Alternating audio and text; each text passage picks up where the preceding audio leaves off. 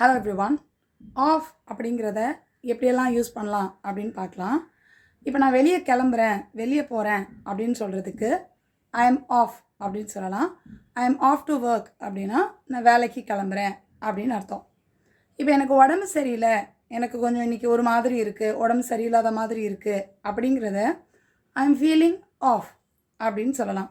இப்போ ஏதாவது ஒரு விஷயம் கேன்சல் ஆயிடுச்சு, இல்லைனா அதை ஒத்தி போட்டிருக்கிறாங்க அப்படின்னா அதுக்கும் ஆஃப் யூஸ் பண்ணலாம். For example, the meeting is of.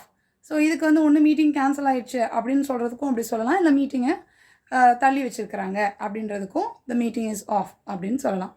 அதே மாதிரி இப்போ நான் வந்து இன்றைக்கி லீவு, இன்றைக்கி நான் வரமாட்டேன் அப்படிலாம் சொல்லலாம். இப்போ வேலைக்கு வரமாட்டேன், இன்றைக்கி ஆஃபீஸ்க்கு லீவு, நான் போக மாட்டேன், இல்லை வரமாட்டேன் அப்படிலாம் சொல்கிறதுக்கும் நம்ம ஆஃப் யூஸ் பண்ணலாம். For example, I am off on Friday. இதோட அர்த்தம் வெள்ளிக்கிழமை நான் வேலைக்கு வரமாட்டேன், வெள்ளிக்கிழமை நான் லீவு அப்படின்னு அர்த்தம்.